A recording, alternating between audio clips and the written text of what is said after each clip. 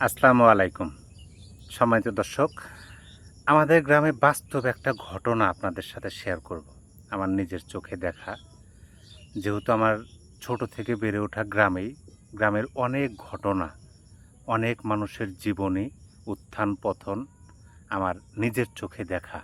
সেই বিষয়গুলোর মধ্যেই একটা বিষয় আপনাদের সাথে শেয়ার করব। সেটা হলো আমি যেভাবে দেখি, আমি যেভাবে চিন্তা করি, আমি যেভাবে ভাবি, আমার অনুভূতিতে যেভাবে আসে বিষয়গুলো, সেই হিসাবে আমার এই ঘটনাটা খুবই মানে চিন্তাদায়ক, খুবই বেদনাদায়ক, খুবই আমাকে ভাবিয়ে তোলে যে একজন মানুষ যেটা হবে, যেটা আমাদের সাথে ঘটবেই।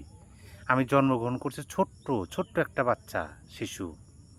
তারপরে দুনিয়া থেকে ধার কর্জ নিয়ে ১ম এ আমার বাবা-মা আমার সেবা যত্ন করলেন, আমাকে লালন পালন করে বড় করলেন। তারপরে আমি ধীরে, ধীরে এই যে আমার শরীরটা এত বড় হইছে। কিন্তু সময় শেষে অবশ্যই তো সকল কিছু আমাকে এই দুনিয়াতেই রেখে যেতে হবে।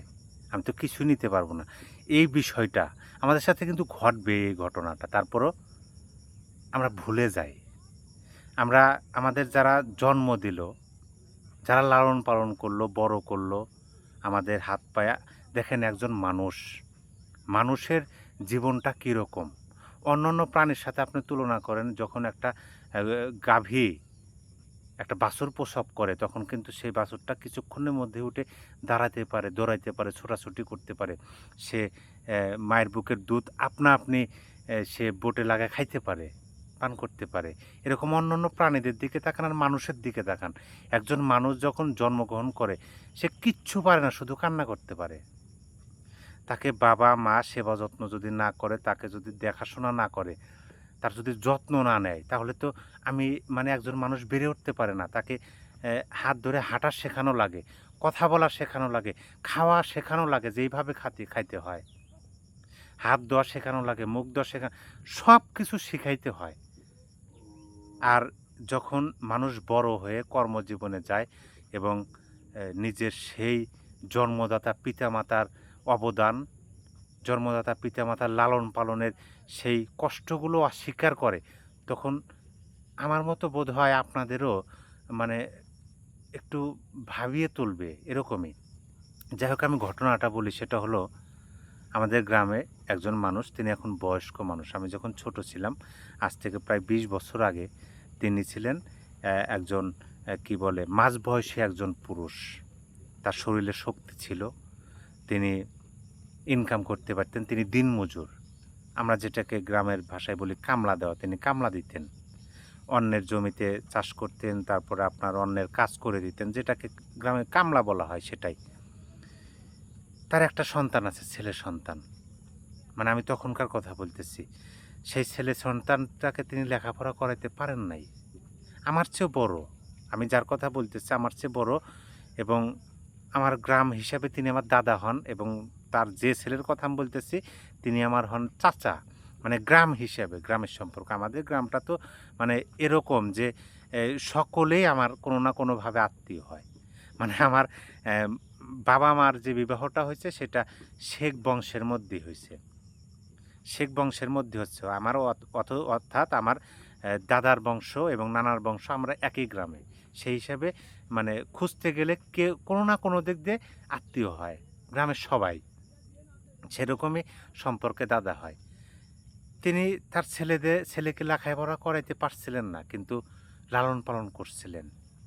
তিনি কামলা দিতেন, অন্যের জমিতে বগা চাষ করতেন, কষ্ট করতেন।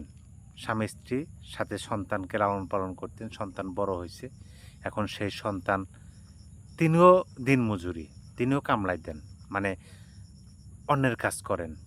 নিজেদের সেরকম জমি নাই, চাষাবাদের নাই, এরকম বর্গা বাগি চষেন, আর প্লাস অন্যদের কাজ করে দেন, যেটাকে কামলা বলা হয়।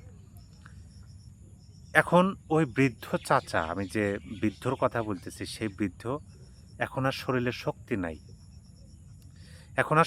এখন কর্ম করতে পারে না। আর ওই ছেলেটা এখন বিয়ে করছে, সংসার করতেছে, এবং একই বাড়ির মধ্যে, ভাবুন আপনি, একই বাড়ির মধ্যে, বাউন্ডারিটাই একই, গেট একই, বাবার জন্য সেই বাবার যে থাকতো দোচালা ঘর, সেই দোচালা ঘরে বাবা থাকে। আর সেই সন্তান, তারও সন্তান হয়েছে, তার একটা মেয়ে আছে, ছেলে আছে, চারচারা ঘর আছে 2টা, একই বাড়ির মধ্যে 2টা চুলা। ওই বৃদ্ধ বাবা এবং মা আলাদা খায় এবং ওই সন্তান আলাদা খায়। সেটাও কোনো সমস্যার বিষয় হিসেবে আমি দেখি নাই। যদি ওই বৃদ্ধ বাবাকে এই সন্তানটা খরচ দিত, কারণ একটাই ছেলে আর 2টা মেয়ে আছে, তাদের তো বিয়ে হয়ে চলে গেছে, সংসার, তাদের আলাদা জীবন, কিন্তু ছেলে একটাই। ওই মেয়ে 2টাকে বিবাহ কিন্তু ওই বৃদ্ধই দিছে, ওই ভাই কিন্তু দেয় নাই।